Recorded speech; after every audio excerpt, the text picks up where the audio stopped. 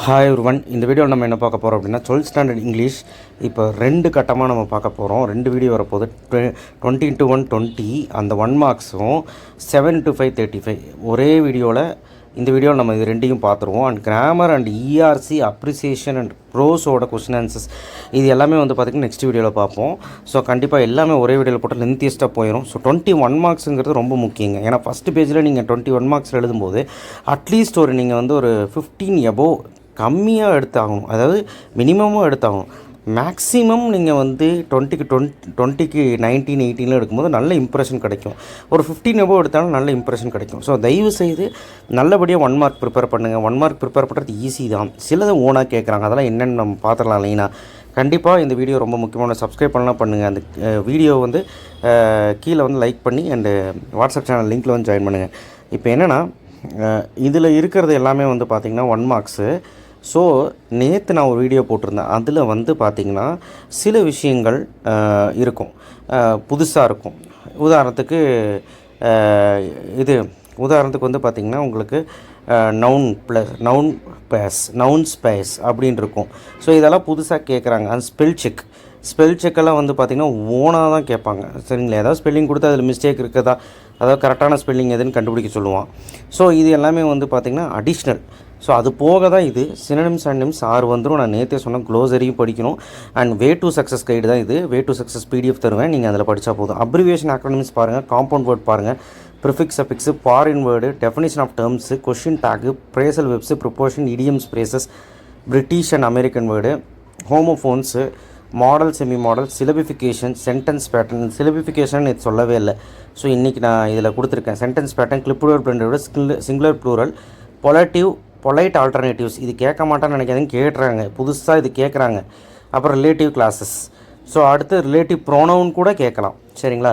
So இதெல்லாமே வந்து அந்த 21 மார்க்ஸில் வரக்கு வாய்ப்பு இருக்குது. சினோனிம்ஸை பொறுத்த வரைக்கும் நீங்கள் இந்த வே டு சக்ஸஸ் மட்டும் ஃபாலோ பண்ண பத்தாது, க்ளோசரி படிக்கணும். இந்த வே டு சக்ஸஸில் எவ்வளோ இருக்குது synonyms, government questions and book back text glossary அப்படின்னு சொல்லி கொடுத்துருக்கா. க்ளோசரி நீங்கள் படித்தே ஆகணும்.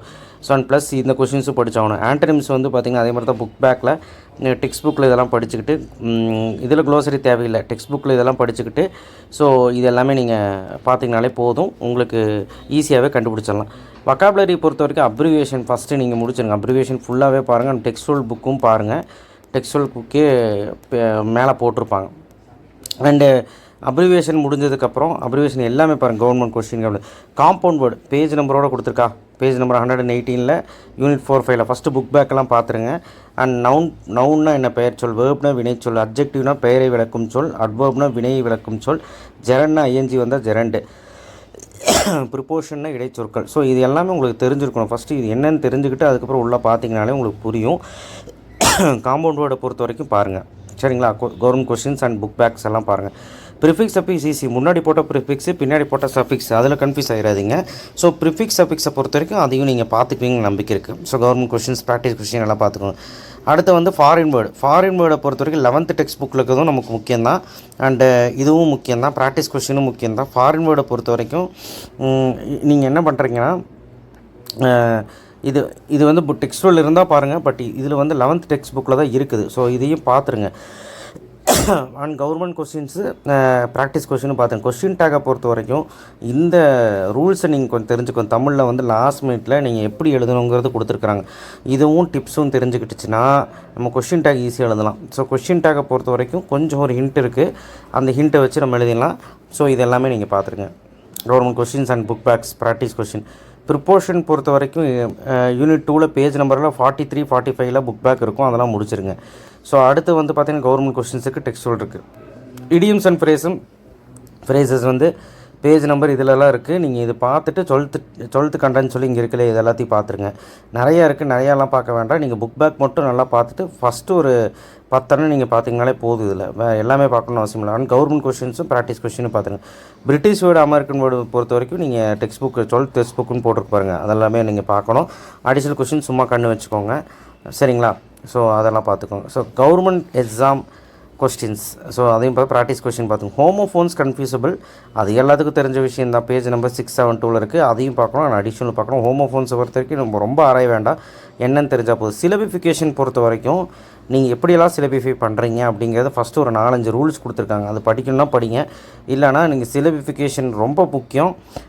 எங்கெல்லாம் அழுத்தம், அதாவது தமிழில் நீங்கள் எழுதி பார்த்தீங்கன்னாலே ஒரு பிரசிடென்ட் அப்படின்னா பிரசி பெர் அப்படின்னு வருதில்ல, எந்த இடத்துல வந்து வல்லினமைகள் வருதோ அந்த இடத்துல வந்து வரும். இது தமிழில் நான் சொல்கிறது. அந்த மாதிரி வந்து அழுத்தமான இடத்துல வந்து அது பிரியும். சரிங்களா, அது நீங்கள் கண்டுபிடிக்கணும். பிரசிடென்ட், டிடக்ட் பார்த்தீங்களா. ஸோ அந்த மாதிரி உங்களுக்கு தெரியணும். சரிங்களா. ஸோ சிலபிஃபிகேஷன் பொறுத்த வரைக்கும் நீங்கள் எப்படி பிரிக்கணுங்கிறது ஃபஸ்ட் 5 ரூல்ஸ் கொடுத்துருக்காங்க, அது பார்த்துருங்க. அதான் வே டு 6ஓட மகிமையே. கவர்மெண்ட் அண்ட் ப்ராக்டிஸ் கொஸ்டின் பார்த்துருங்க. சென்டென்ஸ் பேட்டர்னை பொறுத்தவரைக்கும் சப்ஜெக்ட்னா என்ன, வேர்ப்னா என்ன, ஆப்ஜெக்ட்னா என்ன, ஸோ காம்ப்ளிமெண்ட்னா என்ன, அட்ஜங்க்னா என்ன, இது மட்டும் தெரிஞ்சிங்கன்னா போதும். சென்டென்ஸ் பேட்டர்ன் என்ன வந்தாலும் ஆப்ஷனோட தூக்கிடலாம். சப்ஜெக்ட் உங்களுக்கு தெரியும், the student, my uncle, he, இந்த மாதிரி. வேர்பாக இருக்கிறது அந்த செயலை பண்ணுறது, action. Sings, rode, will play, are playing. So இது எல்லாமே வேர்ப் தான். ஆப்ஜெக்டை பொறுத்த வரைக்கும் பென், இங்கிலீஷ் கிராமர், ஃபுட்டு, அந்த திங்ஸு இதெல்லாம் வந்து ஆப்ஜெக்டில் 2 இருக்குது, direct object, indirect object. So எது டேரக்ட் ஆப்ஜெக்ட், எது இன்டைரக்ட் ஆப்ஜெக்ட் அப்படிங்கிறதையும் நீங்கள் இங்கே கொடுத்துருப்பாங்க, அதை பாருங்கள். சரிங்களா, எது டேரக்ட் ஆப்ஜெக்ட், எது வந்து இன்டைரக்ட் ஆப்ஜெக்ட் அப்படிங்கிறது பார்த்தீங்கன்னா உங்களுக்கு புரியும். அடுத்தது காம்ப்ளிமெண்ட்டுக்கு இதெல்லாம் வந்தால் காம்ப்ளிமெண்ட்ப்பா. சரிங்களா, அதெல்லாம் வந்தால் காம்ப்ளிமெண்ட்டு. அண்டு காம்ப்ளிமெண்ட்டை பொறுத்த வரைக்கும் என்னங்கிறத ஃபஸ்ட்டு படிச்சுக்கிட்டு அதுக்கப்புறம் இதுக்குள்ளே போனீங்கன்னா கொஞ்சம் ஈஸியாக இருக்கும். சரிங்களா. ஸோ அட்ஜங்க்ட்னா என்ன, கொடுக்கப்பட்ட வாக்கியத்தில் வேர்ப் வியை நோக்கி எப்பொழுதும் எங்கு, எப்படி, ஏன், எவ்வளவு என்று கேள்வி கேட்டால் கிடைக்கும் விடையே அட்ஜங்க்ட் ஆகும். ஸோ இதுதான் வந்து பார்த்திங்கன்னா அட்ஜங்க்டோட மீனிங். ஸோ கண்டிப்பாக வந்து அட்ஜங்க்டோட மீனிங் இங்கே பாருங்கள், இதை பொறுத்து தான். சரிங்களா, இதெல்லாம் வந்து ரூல்ஸு. ஸோ இது தெரிஞ்சுட்டாலே சென்டென்ஸ் பேட்டர்ன் ஓரளவு கண்டுபிடிச்சாலும் வைங்களேன். கிளிப்டு பிளாண்டரோட எல்லாத்துக்கும் தெரியும். அதை புக் பேக்லேயும் பார்த்துக்கோங்க, 11th டெக்ஸ்ட் புக்கோடதும் பார்த்துக்கோங்க. And government question, practice question பார்த்து பிளெண்டட் வேர்டு ஈஸி தான். ஸோ அது 12th டெக்ஸ்ட் புக்கில் இருக்கிறது அடிஷ்னலையும் கொஞ்சம் பார்த்துக்கோங்க. கவர்மெண்ட் அண்ட் ப்ராக்டிஸ் பார்த்துக்கோங்க. சிங்குலர் ப்ளூரலும் ஈஸி தான், இதை வச்சு எழுதிடலாம். அந்த லாஸ்ட் லெட்டர் வந்து ஊமன் முடிஞ்சால் ஏர்ன் எழுதணும், அஸ்ன்னு முடிஞ்சால் ஐன்னு முடிக்கணும், ஐஎஸ்ன்னு முடிஞ்சால் இதை வச்சாலும் எழுதிடலாம். பாக்டீரியம்னா பாக்டீரியா, மீடியம்னா மீடியா, அந்த மாதிரி நம்ம புரிஞ்சு எழுத வேண்டியது தான். ஸோ அடுத்து வந்து பார்த்திங்கன்னா பொலட்டிவ் ஆல்டர்னேட்டிவ்ஸ் இது கேட்குறாங்க. யூனிட் 5 பேஜ் நம்பர் 150 இருக்குது. புக் பேக் ஃபஸ்ட்டு முடிச்சுக்கோங்க. முடிச்சுட்டு இதில் இருக்க கொஸ்டின்ஸ் படிங்கன்னா அதிகமாக கொடுக்கல, பட் நீங்கள் வந்து புக் பேக்காவது ஒழுக்கமாக படிங்க. இது கேட்குறக்கு வாய்ப்பு இருக்குது. லிங்கர்ஸ் பொறுத்த வரைக்கும் நிறையா லிங்கர்ஸ் இருக்குது, கன்ஜெக்ஷன்ஸ் இருக்குது. Coordinate conjunction, subordinate conjunction, correlative conjunctions, இதெல்லாம் என்னென்னு தெரிஞ்சுக்கிட்டு நீங்கள் அதை பார்த்துடணும். லிங்கர்ஸ் பொறுத்த வரைக்கும் 1 தான். ஸோ பார்ட்ஸ் ஆஃப் ஸ்பீச் பொறுத்த வரைக்கும் நீங்கள் வந்து 12th டெக்ஸ்ட் புக்கில் கனெக்ட் இருக்குது, அது கொஞ்சம் பார்த்துக்கோங்க. இது பெயர் ஆஃப் நவுன்ஸ் ரொம்ப முக்கியங்க. நிறைய பேருக்கு இது தெரியதில்லை. பெயர் ஆஃப் நவுன்ஸ் வந்து எப்படி கேட்பாங்க. பேஜ் நம்பர் 72 இருக்குது pair of nouns. Skeleton plus system, skeletal system, nerve plus disorder, nervous disorder. இதுவே வந்து ஆப்ஷன் பார்த்தா குழப்பம் நமக்கு. ஸோ அட்லீஸ்ட் இதையாவது பார்த்துட்டு புக் பேக்கை பார்த்துட்டு போங்க. அண்ட் ப்ராக்டிஸ் கொஸ்டின் இதையும் பார்த்துங்க. நவுன், வேர்ப், அப்ஜெக்டிவ், நவுன், இதெல்லாம் வந்து பார்த்துக்கோங்க practice question. Article and determiners. So ஆர்டிக்கலை பொறுத்த வரைக்கும் 3 தான், ஏன் அண்ட் த. அது ஏன் வருதுன்னு நீங்கள் எழுதியிருக்காம பாருங்கள். இந்த ரூல்ஸை நீங்கள் படிச்சிங்கனாலே போதும், ஏன் அண்ட் த. சரிங்களா, பாருங்கள். சிங்குலர் கவுண்டபிள் நவுன்ஸ், அதாவது ஆன் ஆப்பிள், வவ்வல்ஸ் வந்தாலே ஆன் ஆப்பிள், ஏ பென்சில். சரிங்களா. ஸோ இப்போ வந்து பார்த்திங்கன்னா ஃபார் தி ஃபஸ்ட் டைம், முதல் முறையாக இப்போ வந்து பார்த்திங்கன்னா I saw a man at his son, the man was blind. So இந்த இடத்துல வந்து பார்த்திங்கன்னா ஏ எதுக்கு வருதுன்னா பிஃபோர் கான்சனேட் சவுண்டு, மெய்யொலிக்கும் முன். அதாவது கான்சனேட் சவுண்டாக மெய்யொலிக்கும். A pencil, a 1 rupee, a unit. So புரிஞ்சிருக்குன்னு நினைக்கிறேன். ஸோ அடுத்து ஆன் வவ்வல்ஸ், அதாவது பிஃபோர் வவ்வல் சவுண்டு ஏஇஐஓயு. இந்த சவுண்டு எங்கேயாவது வந்துச்சுன்னா அதுக்கு முன்னாடி ஆன் போடணும். So an A C G, an IAS, அந்த சவுண்டு ப்ரொனன்சியேஷன் சவுண்டை சொல்கிறாங்க. ஸோ இதெல்லாமே நீங்கள் முக்கியமாக பார்த்துக்கணும். சரிங்களா.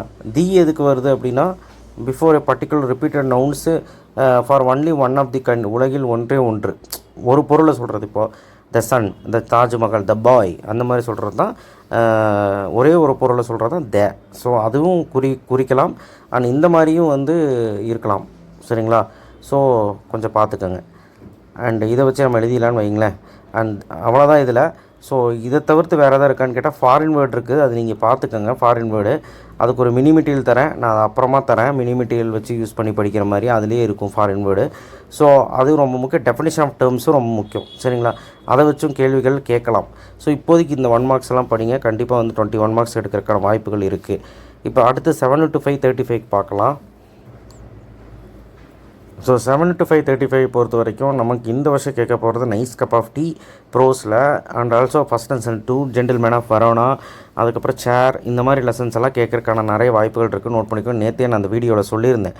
அடுத்தது இப்போ போயமில் வந்து பார்த்திங்கன்னா உங்களுக்கு கண்டிப்பாக இந்த வருஷம் கேட்குறதுக்கு ஃபஸ்ட்டு போயம் த கேஸ்டில், அதுவே கேட்குறக்கு வாய்ப்பு இருக்குது. அதுக்கப்புறம் வந்து பார்த்திங்கன்னா நேற்றே நான் ஒரு வீடியோ போட்டிருந்தேன், அதில் செக் பண்ணி பாருங்கள். 4 போயமோட டீட்டெயில் படிச்சுக்கோங்க, முடியலன்னா 3 போயமோட படிச்சுக்கோங்க. நான் சொல்லியிருப்பேன் நேற்று.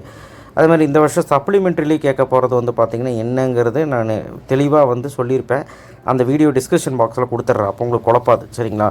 ஏன்னா வந்து 6மே படிக்க வேண்டாம். எனக்கு தெரிஞ்சு சப்ளிமெண்ட்ரிலாம் ஃபஸ்ட்டு 3, இதில் ஃபஸ்ட்டு 3, இதில் அந்த ப்ரோஸில் ஃபஸ்ட்டு 3 படித்தாலும் எழுதிடலாம். இருந்தாலும் நான் உறுதியாக வர்றது வந்து நேற்று நான் வீடியோவில் சொல்லியிருப்பேன், அதை நான் டிஸ்கிரிப்ஷன் பாக்ஸில் வைக்கிறேன் அந்த பிடிஎஃபை, நீங்கள் அதை பார்த்துக்கோங்க, சரிங்களா? அண்டு உங்களுக்கு தெரியும் ஒரு 5 மார்க் அடிக்கிறது எவ்வளோ கஷ்டம் பேராகிராஃபில். பேராகிராஃபை பொறுத்த வரைக்கும் நீங்கள் வந்து சம்மரைஸ் பண்ணி எழுத வேண்டாம், நீங்கள் பேராகிராஃபே எழுதுங்க. ஜஸ்ட்டு சைட் எடிட்டிங் போட்டு நீங்கள் வந்து ஆத்தர் பேர், லெசன் பேர், ஆத்தர் பேர், அதாவது டைட்டில், ஆத்தர் பேர், அதுக்கப்புறம் தீம், இதை போட்டு ஒரு பாக்ஸ் போட்டுட்டு கீழே வந்து ஒரு இன்ட்ரோடக்ஷன் கொடுங்க. இன்ட்ரோடக்ஷன் ஹெட்டிங் போடக்கூடாது, அப்படியே இங்கேருந்து ஸ்டார்ட் பண்ணி இப்படி எழுதணும். எழுதிட்டு இங்கே ஒரு பேராகிராஃப் ஸ்டார்ட் பண்ணி முழுசாக ஒரு 15 லைன் எழுதிட்டு லாஸ்ட்டில் வந்து ஒரு மாரல் இப்படி எழுதி இப்படி ஒரு காமா போடணும், சரிங்களா? கண்டிப்பாக வந்து பார்த்திங்கன்னா இந்த மாதிரி தான் நீங்கள் 3 டீட்டெயிலுமே எழுத ட்ரை பண்ணணும். ஸோ சப்ளிமெண்ட்ரி பொறுத்த வரைக்கும் உங்களுக்கு கதை தெரிஞ்சாலே அந்த ஹிண்ட்ஸை வச்சு எழுதிட்டு போயிட்டே இருக்கலாம். நோட் மேக்கிங், சம்மர் ரைட்டிங் வந்து எப்படி அப்படின்னா, நான் என்னை பொறுத்த வரைக்கும் நோட் மேக்கிங்கிறது வந்து மார்க் கிடைக்கிறது கஷ்டம்தான். இந்த நோட் மேக்கிங் எப்படி எழுதணும் அப்படின்னு ஆன்சர் கீ வச்சு சொல்கிறேன். இப்போ சம்மரி சொல்லிடுறேன். ரஃப் டிராஃப்ட் போடுங்க, இல்லை ரஃப் காப்பின்னு போடுங்க. அடுத்து ஃபேர் டிராஃப்ட் போடுங்க. இந்த ஃபேர் டிராஃப்ட்டுக்கு சூட்டபிள் டைட்டில் கொடுங்க, இல்லை ரஃப் டிராஃப்ட் கொடுத்தாலும் கரெக்டு தான், ரெண்டுக்கும் சேர்த்து கொடுத்தாலும் கரெக்டு தான். பட் ஃபேர் டிராஃப்ட்டுக்கு கண்டிப்பாக சூட்டபிள் டைட்டில் கொடுங்க. கொடுத்துட்டு கீழே வந்து ரஃப் டிராஃப்ட்டில் என்ன words, number of words in rough draft, number of words in fair draft, number of words in original passage, இதில் எவ்வளோ இப்போ இருக்குது அப்படிங்கிறத நீங்கள் எழுதிருங்க. அந்த ரஃப் டிராஃப்ட் எழுதுனீங்கள அதை மட்டும் லெஃப்ட்லேருந்து ரைட்டில் ஸ்ட்ரைக் அவுட் பண்ணுங்கள். அடுத்து வந்து பார்த்திங்கன்னா இது லெட்டர் ரைட்டிங். லெட்டர் ரைட்டிங்கை பொறுத்த வரைக்கும் எப்படி எழுதணும்னு இப்போவே காட்டுறேன். இன்ஃபார்மல், ஃபார்மல், அதோட ஃபார்மேட் காட்டுறேன். And complaint letters, and also வந்து பார்த்திங்கன்னா உங்களுக்கு அட்வர்டைஸ்மெண்ட் அதுவும் வந்து வரும். என்னை கேட்டால் இதை அவாய்ட் பண்ணிட்டு லெட்டர் ரைட்டிங், ரெண்டுமே லெட்டர் ரைட்டிங் தான் இதில் கேட்டிருக்காங்க. லெட்டர் ரைட்டிங் பொறுத்த வரைக்கும் நீங்கள் எது வேணாலும் லெட்டர் பண்ணலாம். கரெக்டாக ஃபார்மேட்டுக்கே ஒரு 3 மார்க் கிடைக்கும். அதுக்கப்புறம் பாடி ஆஃப் தி லெட்டருக்கு 2 மார்க். அது எப்படி எழுதணும் இப்போ பார்த்துடலாம், இருங்க பார்த்துடலாம். ஸோ லெட்டர் ரைட்டிங் பொறுத்த வரைக்கும் நீங்கள் வந்து பார்த்திங்கன்னா ஒரு ஃபார்மல் லெட்டராக இருக்கும்போது இப்படி தான் எழுதணும். இப்போது ஏசோடெக் கம்பெனிக்கு requesting the replacing the defective juicer.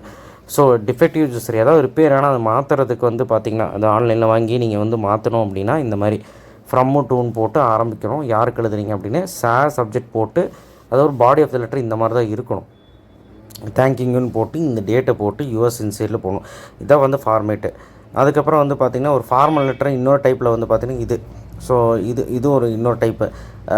அடுத்து வந்து பார்த்திங்கன்னா டிஃபெக்டிவ் ஐட்டம்ஸே நான் சொல்லிக்கிட்டு இருக்கேன், இருங்க. அடுத்தது வந்து வாண்டட் லெட்டர்.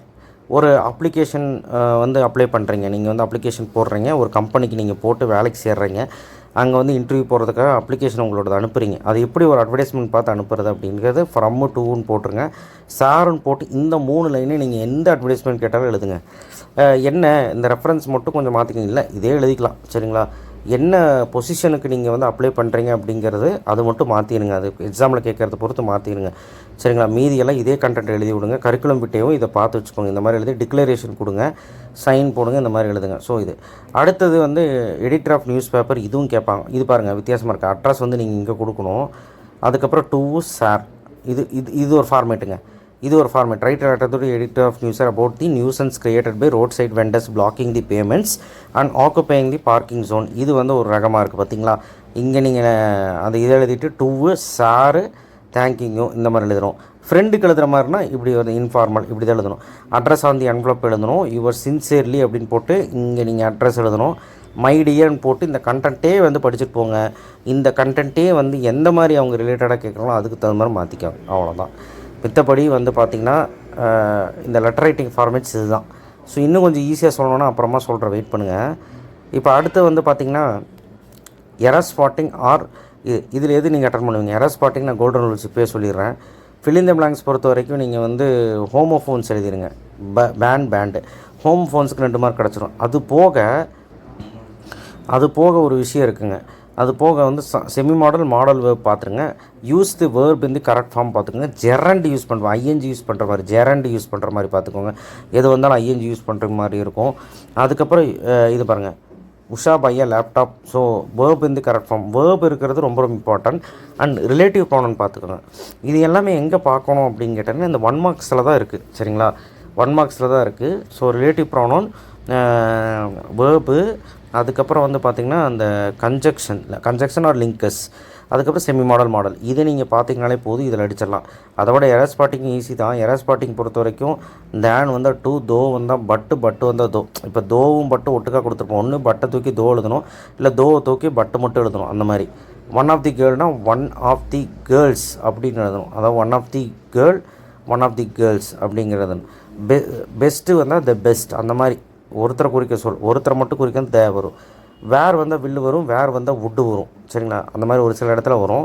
ஸோ இது பாருங்கள், had plus verb 3, would plus verb 1 மாற்றிக்கிட்டு ஹேட் ப்ளஸ் வேர்ப் 3 இந்த மாதிரி மாற்றிக்கணும். அடுத்து வுட் திரும்பவும் வந்து பார்த்திங்கன்னா இதை எப்படி மாற்றணும், வுட் ஹேவ் ப்ளஸ் V3ன்னு மாற்றணும். ஸோ இது கொஞ்சம் கஷ்டமாக தான் இருக்கும். பட் ஆனால் வந்து பாருங்கள், சிலதில் இஸ் வந்து ஆறு வந்த இஸ்ஸு, ஹேஸ் வந்த ஹேவ் வந்த ஆசு, எந்த இடத்துல வாஸ் வருதோ அந்த இடத்துல வாரு, அந்த எந்த இடத்துல வேறு வருதோ அந்த இடத்துல வாசு. இன்ஃபர்மேஷன்ஸ் அப்படின்னா இன்ஃபர்மேஷன் வரும். XLY அப்படிங்கிறது, அதாவது LY சேர்த்து வந்தால் அந்த LY சேர்த்து எழுதக்கூடாது. சரிங்களா, ஸோ அதெல்லாம் வந்து நீங்கள் இந்த கோல்டன் ரூல்ஸில் பார்த்துக்கோங்க. சரிங்களா, இதை வச்சு எழுதலாம். நான் மினி மெட்டீரியலையும் காட்டுறேன், இன்னும் கொஞ்சம் ஈஸியாக இருக்கும். சரிங்களா, அடுத்து காம்ப்ரிஹென்ஷனை பொறுத்த வரைக்கும் நீங்கள் எழுதிடுவீங்க. கடைசி கொஸ்டின் கொஞ்சம் கவனமாக எழுதுங்க. இந்த ஸ்டோரியில் எழுதாதீங்க, காம்ப்ரிஹென்ஷன் எழுதுங்க. ஸோ இந்த 7 to 5 35 ஈஸியாகவே அடிச்சிடலாம். இப்போ லெட்டர் ரைட்டிங் மட்டும் ஒரு ஃபார்மேட் காட்டுற பாருங்கள். ஸோ சம்மர் ரைட்டிங் பொறுத்த வரைக்கும் இதுதான் ஃபார்மேட்டு. பாருங்களா, வேர்டு இப்படி எழுதுனா போதும். Word used in passage. சரிங்களா, வேர்டு யூஸ்ட் இன் சம்மரி, அவ்வளோதான். சம்மரிங்கிறது இந்த ஃபேர் காப்பியில் இருக்க எவ்வளோ வேர்ட்ஸ்ன்னு எழுதணும். வேர்டு யூஸ்ட் இன் பேசேஜ் அப்படிங்கிறதுனா எழுதிடணும் 150 வேர்ட்ஸு. ஸோ இந்த மாதிரி எழுதலாம். ரஃப் காப்பின்னு சொல்லிட்டு இப்போ ஸ்ட்ரைக் அவுட் பண்ணணும். எழுதி டைட்டில் இங்கேயும் கொடுங்க தான் வந்து ஃபார்மேட் சம்மரிக்கு. ஸோ நெக்ஸ்ட்டு வந்து லெட்டர் ரைட்டிங் பொறுத்த வரைக்கும் அஃபிஷியல் லெட்டர், அஃபிஷியலாக business to company, sports, editor, corporation அப்படிங்கிறப்ப இந்த ஃபார்மேட்டு. சரிங்களா, ஃபார்மேட் பார்த்துக்கோங்க, ஒரு ஸ்க்ரீன்ஷாட் மாதிரி எடுத்து வச்சுக்கோங்க. சரிங்களா, அடுத்து personal letter to uncle, friend, informal லெட்டர்னு சொல்லுவாங்க. அந்த ஃபார்மேட் இந்த மாதிரி இருக்கும். ஸோ கிட்டத்தட்ட ரெண்டும் ஒரே மாதிரி தான். ஆனால் பாருங்கள், ஃப்ரம் டு மட்டும் இல்லை, கொஞ்சம் பார்த்துக்கோங்க. ஃபார்மேட் வந்து ரொம்ப முக்கியம். இதெல்லாம் பார்த்துக்கோங்க. ஸ்பாட் தி எரருக்குமே நான் இது தனியாக தரேன், இந்த மினி மெட்டீரியல் உங்களுக்கு தரேன். இந்த ரூல்ஸை ஒரு ஸ்க்ரீன்ஷாட் எடுத்து வச்சுக்கோங்க, ரொம்ப முக்கியம். இதை வச்சும் கூட நம்ம வந்து என்ன பண்ணிக்கலாம்னா ஸ்பாட் தி எரரை எழுதலாம். ஸ்பாட் தி எரரை பொறுத்த வரைக்கும் நிறையா இங்கே எக்ஸாம்பிள்ஸ் கொடுத்துருக்கோம். இது இப்போதைக்கு பார்த்து வச்சுக்கோங்க. அது நான் வந்து பிடிஎஃப்பில் தரும்போது பார்த்துக்கோங்க. ஸோ எனிவே இந்த 7 to 5 35 இதில் தான் மார்க் போகுது, ஸ்பாட் தி எரர் அந்த செக்ஷனில். அதை மட்டும் கொஞ்சம் கரெக்ட் பண்ணிக்கோங்க. மித்தபடி கண்டிப்பாக வந்து பார்த்திங்கன்னா உங்களுடைய 5 மார்க்கும் அண்ட் 21 மார்க்ஸும் ஈஸியாக எழுதுறதுக்கு கண்டிப்பாக இதை தவிர வேறு எந்த ஐடியாவும் இல்லை. கண்டிப்பாக வந்து பார்த்திங்கன்னா சப்ஸ்கிரைப் பண்ணலாம், பண்ணிடுங்க. லென்த்தியான வீடியோ, சாரி டைம் வேஸ்ட் பண்ணக்கூடாதுன்னு நினச்சேன். அண்டு எல்லாருமே வந்து பார்த்திங்கன்னா படிக்க ஆரம்பிங்க. தேங்க்யூ.